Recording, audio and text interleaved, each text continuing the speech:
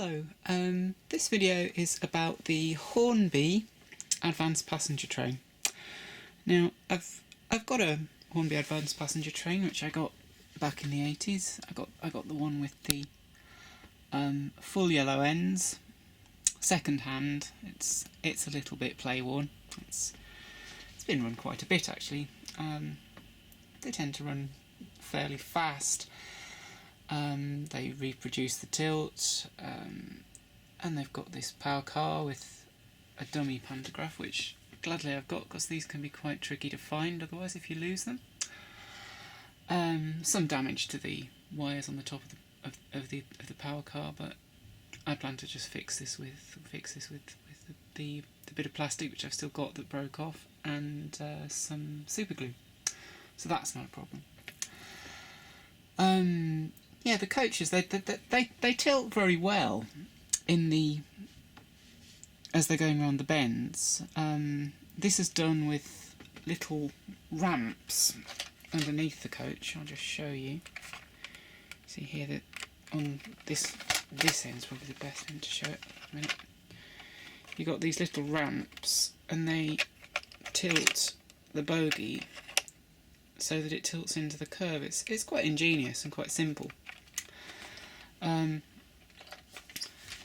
Yeah, the Hornby APT. When it came out, it was like I guess the Rolls Royce of Hornby train sets. It has lights that operate in the direction of travel, which you can see here. The lenses are a bit clunky by today's standards, but it was pretty impressive that it had this feature, these lights.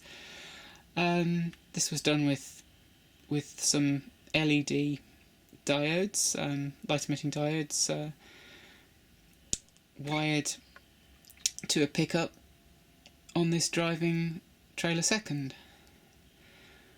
So yeah, unfortunately the lighting, Hornby at the time didn't put any lighting in the actual coaches themselves. The sides of the coaches are not light proof because of the way that little coloured strips are attached in order to create the livery. The livery, it isn't entirely correct, but it's nice, and it's certainly a shiny train. I mean, I don't think I'd want to try and repaint a Hornby APT. That would just be far too big a project for me. But I would like to refurbish this Hornby APT a little bit. One thing that I've discovered that you can get for Hornby APTs is these nameplates on the power car for City of Derby, which are just printed on the Hornby models. Fox Transfers actually do an etched metal nameplate, which looks a lot more shiny and a lot more effective because it's not just a print. I might get one of those. They cost about £11. But I am gradually refurbishing this Hornby APT. For a long time the power car didn't go. It's one of these ones which has got a ring-field motor and traction tyres. The traction tyres had completely disintegrated over time, so I had to put some new ones on and oil it, and eventually I got it going. But the project that I'm interested in is actually putting some lights inside this APT, and also adding using red LEDs some tail lights in these little light clusters, so that rather than just having a light come on when it goes forwards, to have three little lights come on at the correct brightnesses, and then when it goes backwards, two little red marker lights. I think this would look really nice. Another thing that I would like to do with this Hornby APT is to swap these parts of the body, which say Intercity APT, for the originals. I kind of prefer the APT as it was in its later guise with the Intercity APT branding on the fronts.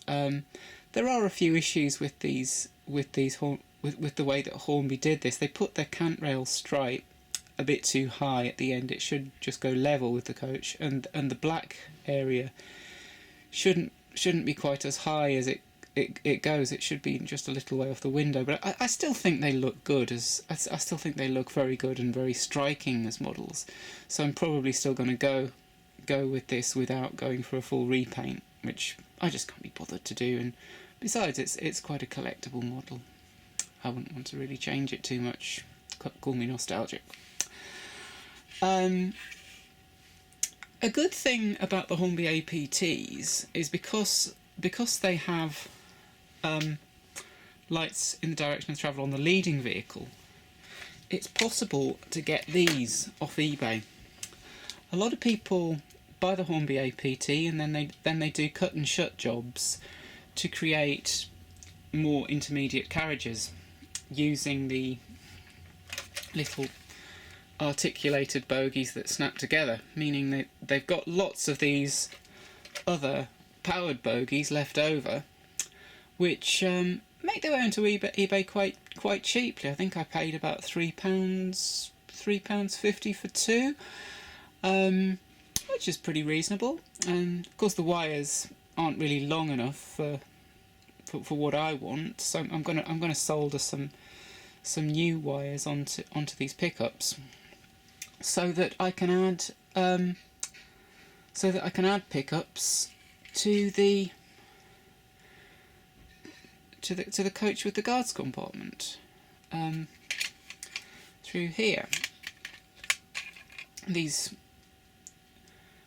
The bogies that fit in there as supplied by Hornby are pretty much just the same bogies like this, but without the pickups. You can reclip the couplings onto these ones with the pickups, drill two tiny little holes as per the driving vehicle at the end of this thing, and then you can feed the wires through into the guards compartment, which is great because you can hide all sorts of electrical gubbins in there for the guards coach. What I plan to actually do is to light these coaches using this LED strip. This comes for about £4.60 per metre. So to do the Hornby APT, you're looking at about 80 centimetres worth, so probably 73 pence worth of lights to do the whole train. Of course, in addition to this, you need to add things like potentiometers, so the current only goes one way into the LEDs, which will only light if the direction is going in one way. So you need some bridge rectifiers for that. You need some capacitors. The ones that I intend to use are these 4,700 microfarad capacitors, and then potentiometers, so that it's possible to adjust the brightness of the lights so that it doesn't look like somebody's got a welding arc inside the coach. Other things that I've thought about doing is putting in some passengers. Not that the APT ever carried very many in its early years, or in ever really, because it got sadly scrapped. So I'd like to get some passengers for my APT. And another thing that I think would be nice to do is to make some little stickers that represent the tartan seating, the tartan cloth on the seating, so that when you look through the windows, it looks more like the APT did inside. These are quite bright. These are the warm white LEDs, these ones. Some people use cool white. Personally, I think the cool white are far too bright for anything. So I think these are much better. I know that there are issues with the APT, with light, when people have tried to light them, with light coming through the sides of the coaches. I think I might try and... I'll probably experiment with a few things to see what can be done to stop too much light getting through the gaps or through the windows, or possibly even through where the coaches are worn. Maybe some electrical insulation tape stuck to the roof, or some of that stuff that's like foil with sticky tape on. That tends to block out light quite effectively. Maybe I could try that. But I don't want to paint the inside of this train, because it's a collector's item. I want to kind of fit lights with the minimum of effort, using the things that I've already got. Something that I have done is this, you can see this, here's one I made earlier. This is a bridge rectifier connected to a capacitor, and then on the output I've also soldered on a potentiometer. Now I plan to fit 4 of these in various parts of the train. These ones, one in each of the ends of the train, behind these grills, which I've had to actually trim them down a little bit to get them to fit. And then also in the guards compartment, which is this area near the power car, so that there'll be a capacitor in each vehicle to help power up the lights when the train's going over points, so that they're flicker free. Yeah, it's I think it's going to be quite a fun project. It's going to be it's intermediate, really. There's things need to be cut and sticked. I think really to try and do this with sticky tape is probably the best way to do it. It's just a bit like Blue Peter or something. I like my sticky tape and simple ways of doing things. So yeah, more later. Is there anything else I'd like to say about the APT? I saw the APT. I've seen the APT about 3 times. I've only seen it running once at Hest Bank in Lancashire, and it was quite a sight, just seeing it street by. Apart from that, the only other times I've seen it are in the Crewe Heritage Centre, which I recommend a visit to if you like this particular train. I know I did. I was quite fascinated with it throughout the 1980s, and I was quite gutted when it didn't make it into regular passenger service and was scrapped. Very sad, very sad. But at least an APT survives, albeit eight vehicles of a P train, and the experimental predecessor is now at Shildon. So at least it's possible to go and see an APT, even if you can't get to ride on one. Yeah, the cost of this project. To put lighting in the coaches, with the cost of components on eBay, I've figured out it's possible to do it for about £5.85 per train, just for the lights in the coaches. And to refurbish the lights in the front of the train so that it's got red and white lights which operate as they should, red for reverse and white for forwards. That's probably going to come in at about another £1.50 per train. So not a lot really. About £7.50. I think that's quite reasonable. Or if I do go for those nameplates, I'll probably have spent about £20 on it, which is a little bit more. But I like the idea of pimping my APT because it's awesome. These on the APT are quite interesting. They come with this peg that goes through, that's sort of L-shaped, that moves from side to side. This clips into the body and allows the bogey to pivot as the train tilts. These unclip from this section here. It kind of goes in, this bit that pivots fits into this slot underneath, and then you've got something which engages the ramp on the other side in order to activate the tilt. These will come out very easily. If you've got some of these off eBay, in order to refit the coupling, because you need a coupling on this vehicle, you can just take the old one off by removing this metal clip, push it through, clip it back on.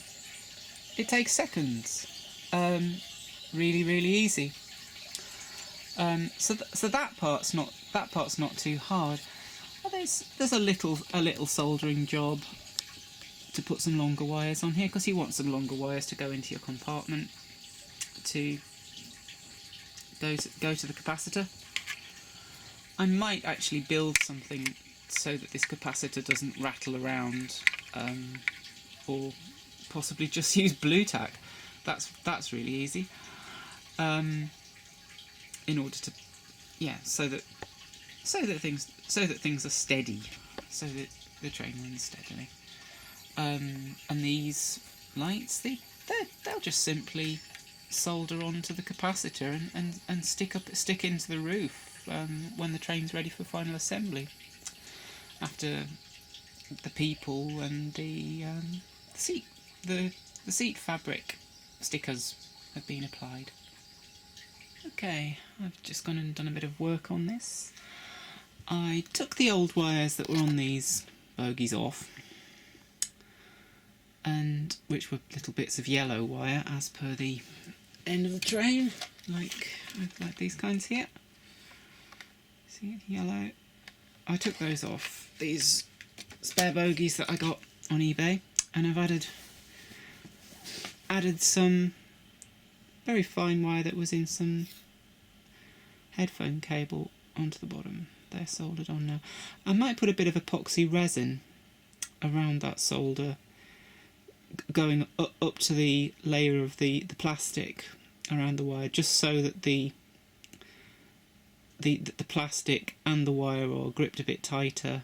So there's less chance of anything breaking underneath sort of coach level. But yeah, I've made them deliberately longish so that work could be done inside the gauze compartment. And here's one I made earlier. This shows the wires coming through the floor. There aren't the necessary holes for this in the bottom of the Hornby model, so I used an Archimedean drill to drill the holes here and here. You can see them in this bit of video. There's just on either side. There's a hole on either side, and to do this, I just copied what Hornby had done with the driving trailer second. Put them in exactly the same space, in exactly the same places, and the assumption that would work, and it does work remarkably well.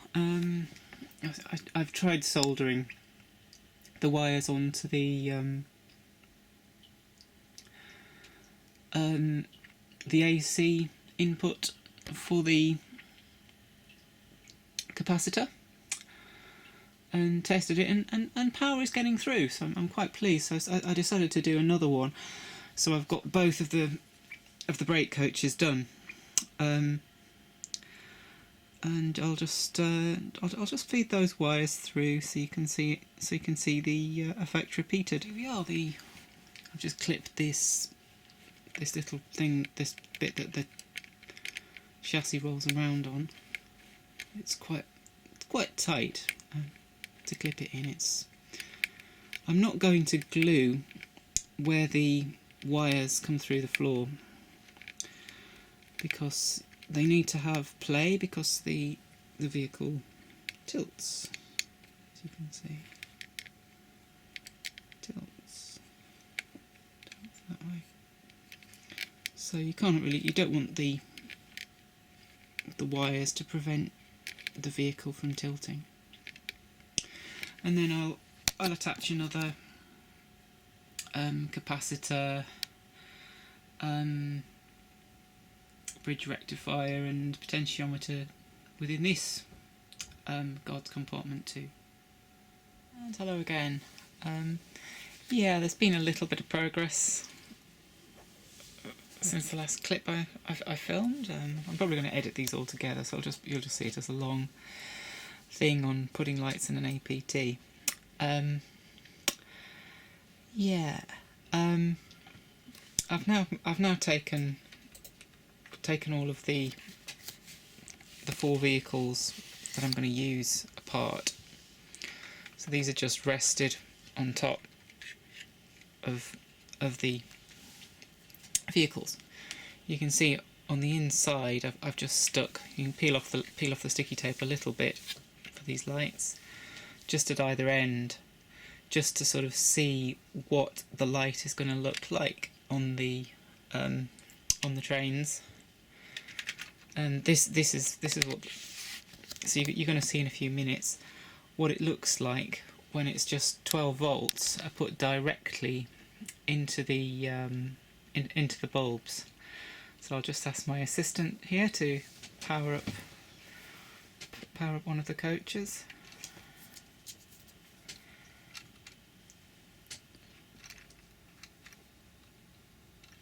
As you can see, it's very, very, very bright. You can see that these coaches are not light-proof. Yeah, it looks like a bomb's going off in there, like Hiroshima or something. So this is going to have to be calmed down a lot with a potentiometer. It looks brighter on the video than it actually is. It doesn't look as bright as this to me, but to the camera it looks a lot brighter. Okay, this is with the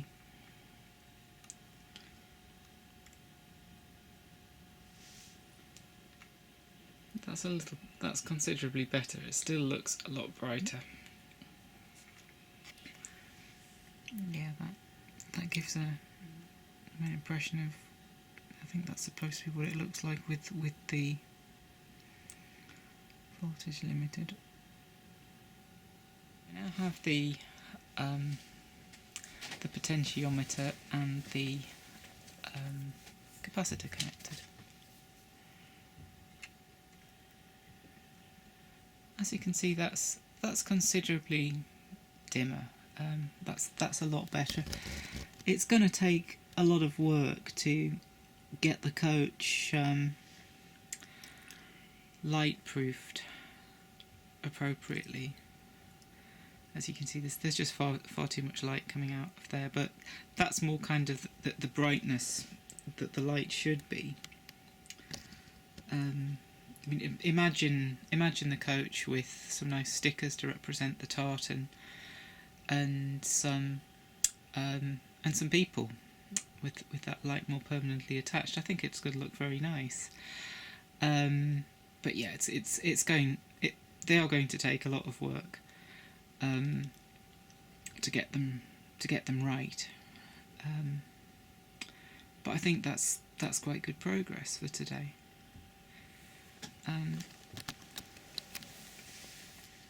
they do stay on for quite some time with these capacitors. These ones, they stay on for a long time. You could be sat in for a few seconds, you can stop, and then they gradually fade. I have decided to not bother at the moment with the old with the later APT front with the Intercity APT branding and the black window surround. I've got some of these. I've got some of the parts for those, but it's just too hard, I think, to take out the windows from these trains and transfer them across. I think possibly if I do an APT with the Intercity APT branding on the front, or perhaps get a couple more of these driving driving trailer seconds, I might do that, but not at the moment. I've got too many other things to do. But yeah, from this little video you can appreciate what it's going to look like.